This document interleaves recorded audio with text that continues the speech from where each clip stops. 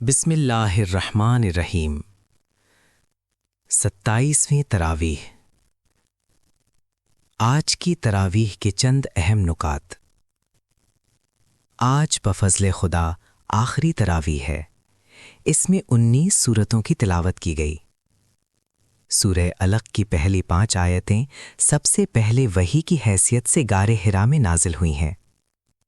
ان میں اللہ نے اپنے نبی صلی اللہ علیہ وسلم کو حکم دیا ہے کہ اپنے رب کے نام سے جو سارے جہاں کا خالق ہے لوگوں کو اس کا فرمان سنا دیں کہ اس نے انسان کو خون کے جمے ہوئے لوتھڑے سے پیدا کیا اور یہ فرمایا کہ علم سکھانے کے لیے قلم کے ذریعے اس کی تعلیم کا مستقل انتظام کیا اور اس کو وہ باتیں بتائیں جنہیں وہ پہلے نہیں جانتا تھا۔ نبی صلی اللہ علیہ وسلم کی دعوت کے جواب میں قریش کے لیڈروں کی سرکشی پر تنبیہ کی کہ یہ مال اور رتبے کے گھمنڈ میں خدا سے بے نیاز اور بے پرواہ ہو بیٹھے ہیں، حالانکہ ایک دن سب کو اپنے اعمال کی جواب دہی کے لیے خدا ہی کی طرف پلٹنا ہے۔ پھر حضور صلی اللہ علیہ وسلم کو نماز پڑھنے سے روکنے پر انتہائی غضب سے سوال کیا ہے کہ اگر اللہ کا ایک بندہ ہدایت پر ہو یا خدا کی پکڑ سے بچانے والی باتیں بتا رہا ہو اور یہ سرکش اس کو جھٹلاتے ہوں تو کیا یہ نہیں سمجھتے کہ اللہ دیکھ رہا ہے؟ اگر یہ باز نہ آئے تو ہم ان کو چوٹی سے پکڑ کر گھسیٹیں گے۔ پاس بلا لیں وہ اپنے حمایتیوں کو، ہم بھی بلا لیں گے اپنے جانبازوں کو۔ چنانچہ آئے وہ جانباز بدر کے میدان میں۔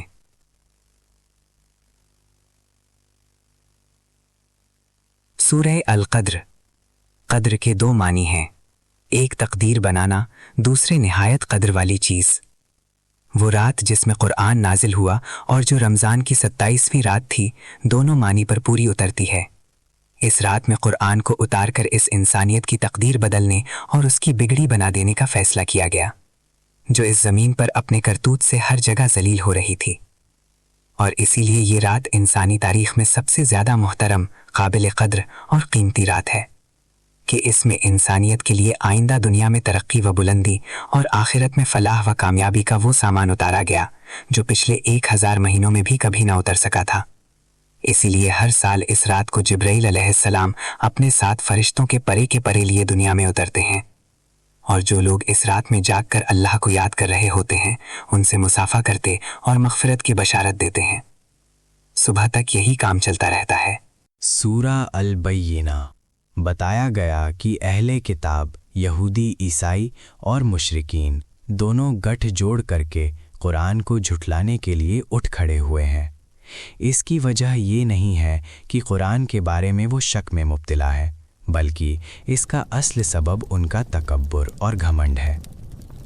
لوگ تاریخ کے آئینے میں اہل کتاب کا کردار دیکھیں تو ان پر یہ حقیقت واضح ہو جائے گی کہ ان کی طرح ان کے باپ دادا بھی اپنے زمانوں میں پیغمبروں سے معجزات طلب کرتے رہے، مگر معجزات دیکھ لینے کے باوجود خدا کی کتاب اور اس کے دین کا انکار یا پھر اپنی مرضی کے مطابق 3-5 کرتے رہے ہیں۔ ایمان لانے کا اصل ذریعہ معجزات نہیں، خدا کا خوف ہے، جس سے محروم ہونے کے سبب خدا کے یہاں ان کا شمار بدترین مخلوق میں ہے، اور بہترین مخلوق وہ ہیں جو ایمان لا کر نیک عمل اختیار کریں گے، ان کی جگہ جنت ہے۔ اللہ ان سے راضی، وہ اللہ سے راضی۔ سورہ زلزال۔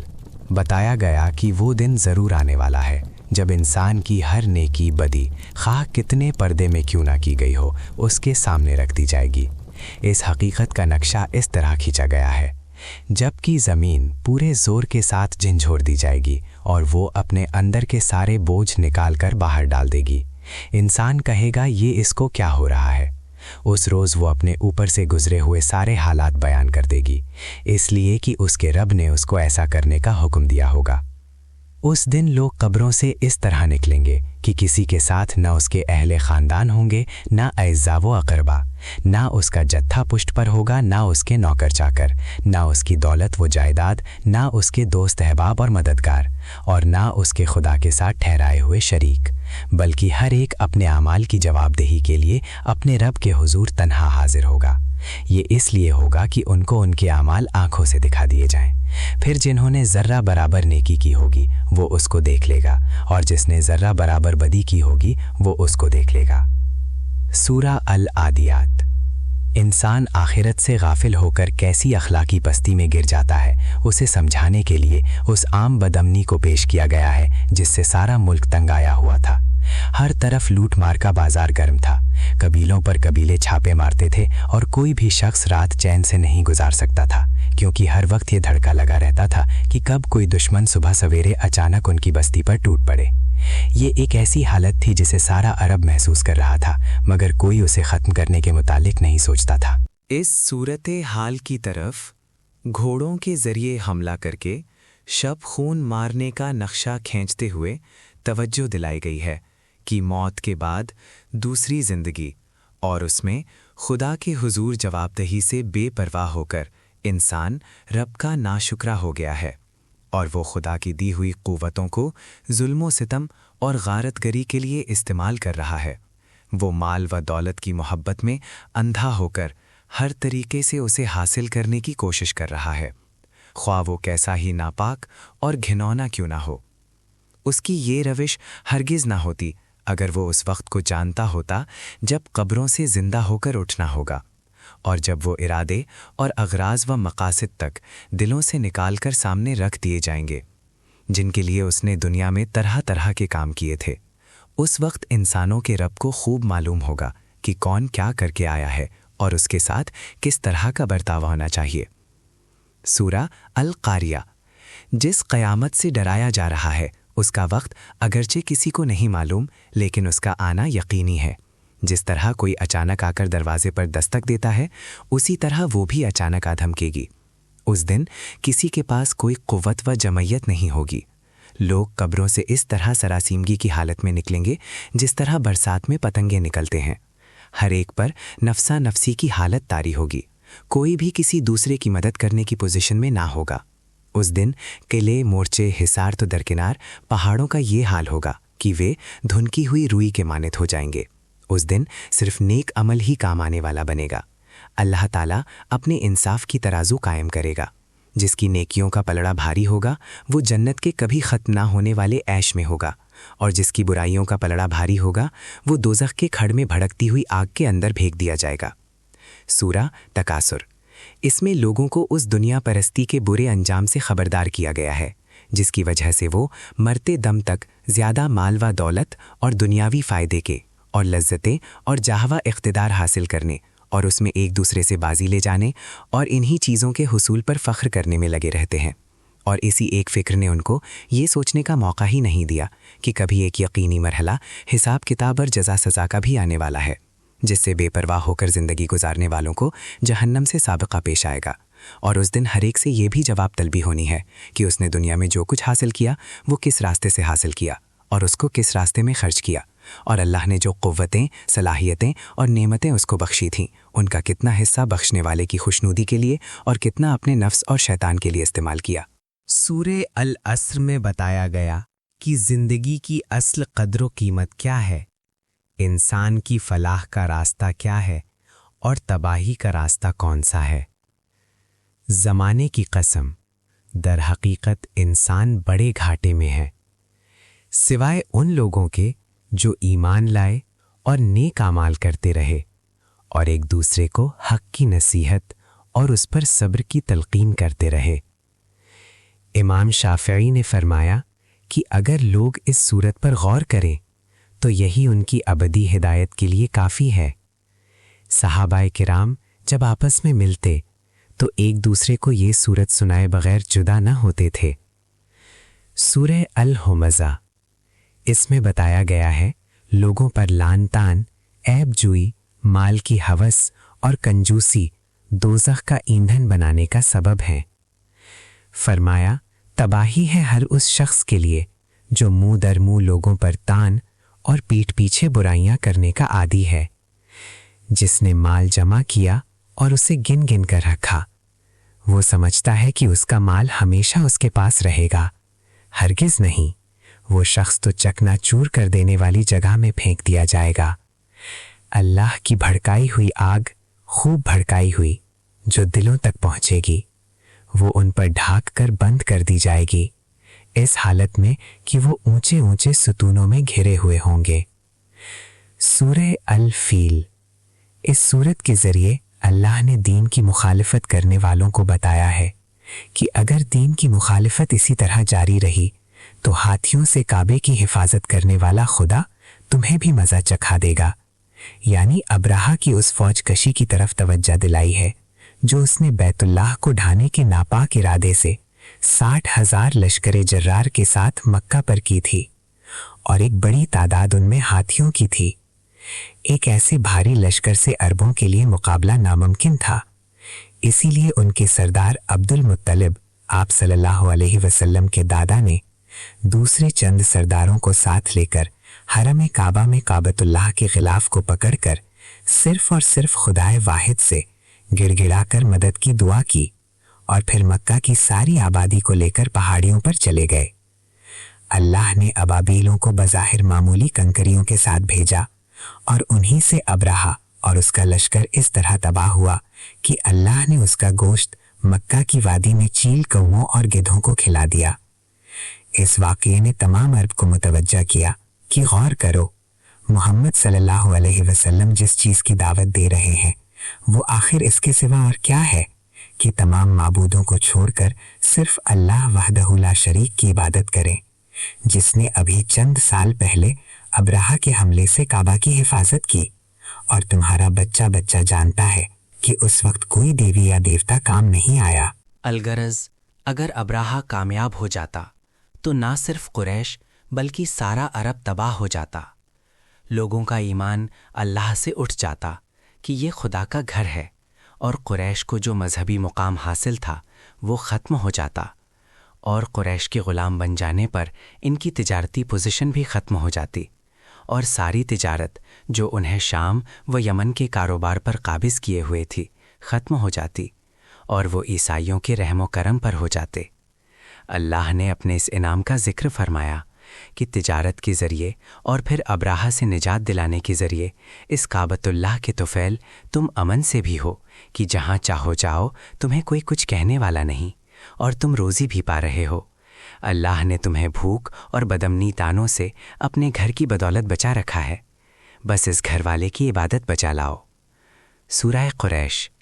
اللہ نے قریش کے لوگوں پر اپنے خصوصی فضل و عنایت کا تذکرہ کیا ہے کہ خانہ کعبہ کے متولی ہونے کی بنا پر کس طرح اس بدامنی کے ماحول میں بھی ان کی جانیں اور ان کی وزارتیں محفوظ ہیں، لہٰذا انہیں چاہیے کہ وہ ان 360 معبودان باطل کے بجائے اس گھر کے حقیقی اور واحد رب کی عبادت کریں جس نے انہیں ایک ایسی وادی میں جہاں اناج کا دانہ نہیں اگتا وافر مقدار میں غذا فراہم کی، اور ایسے بدامنی کے ماحول میں مکمل امن و سکون عطا کیا۔ سورہ الماعون۔ پہلی 3 آیتوں میں ان کافروں کا حال بیان کیا گیا ہے جو علانیہ آخرت کو جھٹلاتے ہیں۔ فرمایا، تم نے دیکھا اس کو جو آخرت کی جزا و سزا جھٹلاتا ہے، وہی تو ہے جو یتیم کو دھکے دیتا ہے اور لوگوں کو مسکین کو کھانا کھلانے پر نہیں اکساتا۔ اس کے بعد ان منافقین کا حال بیان کیا گیا ہے جو بظاہر مسلمان ہیں مگر دل میں آخرت اور اس کی جزا و سزا کا واضح تصور نہیں رکھتے۔ فرمایا، تباہی ہے ان نماز پڑھنے والوں کے لیے جو اپنی نمازوں سے غفلت برتتے ہیں، اور پڑھتے ہیں تو لوگوں کو دکھانے کے لیے پڑھتے ہیں، اور معمولی ضرورت کی چیزیں بھی لوگوں کو مانگنے پر دیتے میں کنجوسی کرتے ہیں۔ گویا صاف بتایا کہ آخرت کے تصور میں خرابی انسان میں کردار کی کمزوری اور تنگدلی پیدا کرتی ہے۔ سورہ الکوثر۔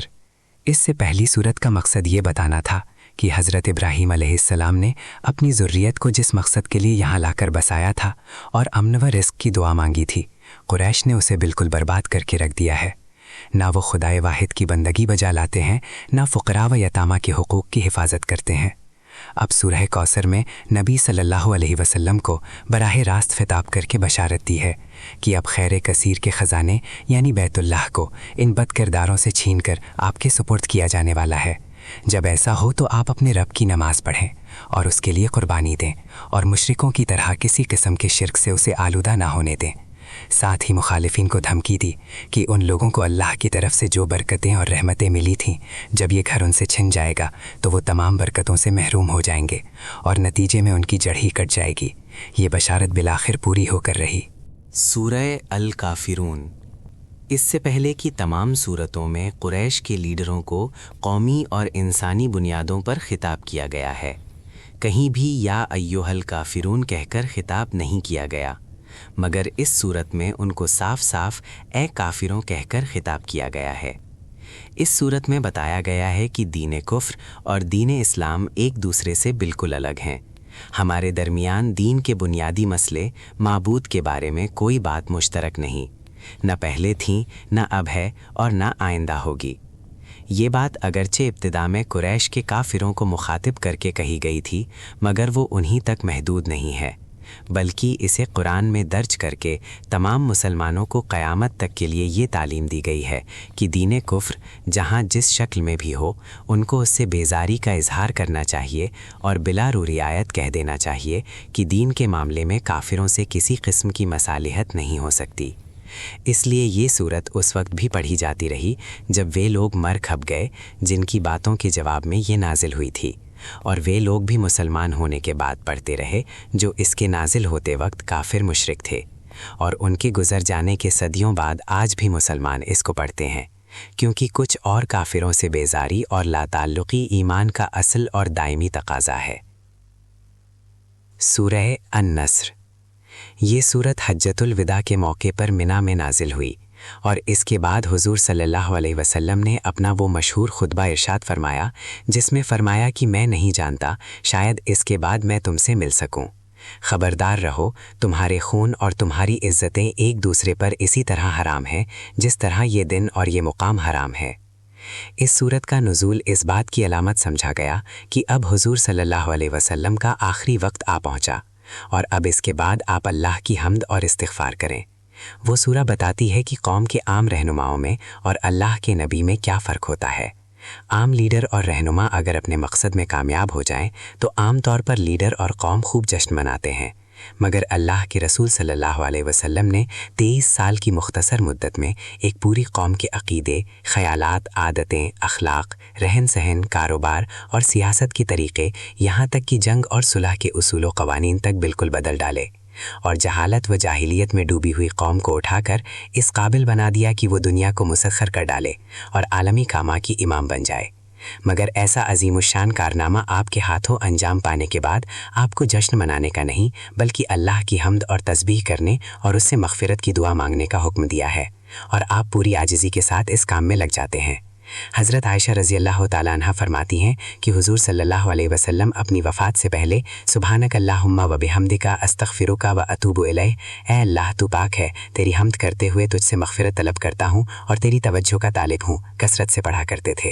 اور حضرت ام سلمہ رضی اللہ تعالیٰ عنہ فرماتی ہیں رسول صلی اللہ علیہ وسلم کی زبان مبارک پر آخری زمانے میں اٹھتے بیٹھتے اور آتے جاتے یہ الفاظ جاری رہتے تھے، سبحان اللہ و بحمدہ۔ سورہ اللہب۔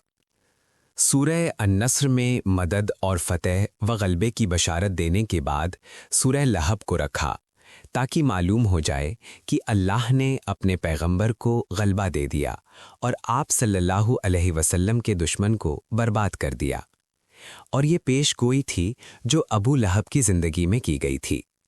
وہ اللہ کے بجائے مال پر بہت بھروسہ کرتا تھا، اور اس نے جنگ بدر میں جنگ پر جانے کے بجائے مال دے کر کرائے کے آدمیوں کو اپنی طرف سے لڑنے بھیج دیا تھا۔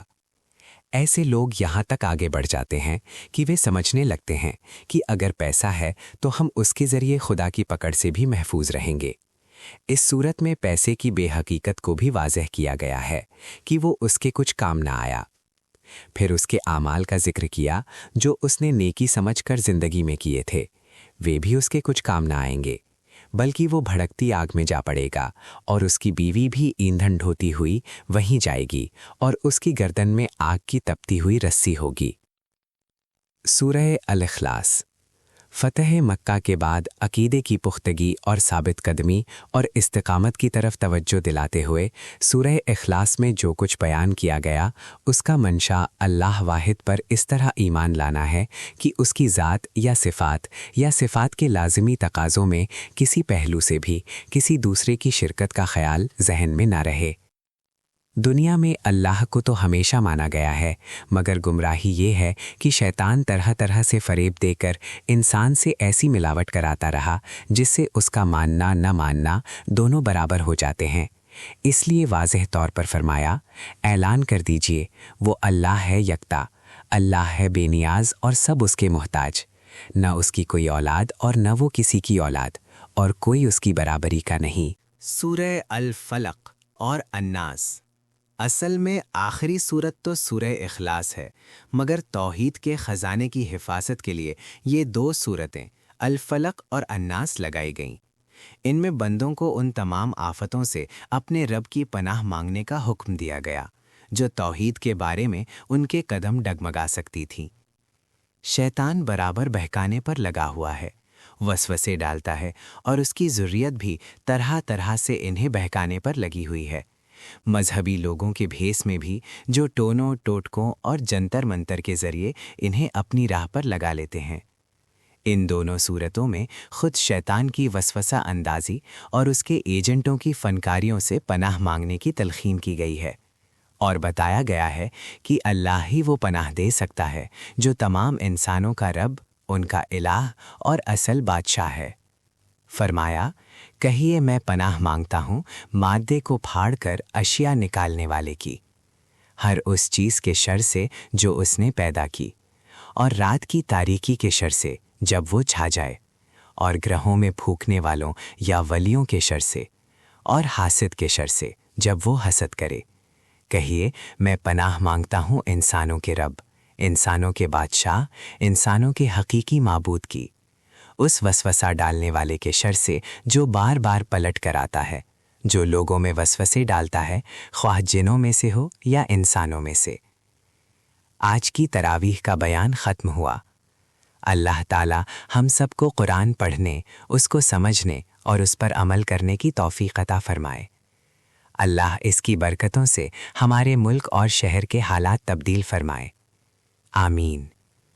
अगर आपको ये खुलासा पसंद आया हो तो कमेंट करें, चैनल को सब्सक्राइब करें और इसे अपने दोस्तों और रिश्तेदारों के ग्रुप्स में शेयर ज़रूर करें। जज़ाकल्लाहु खैरन।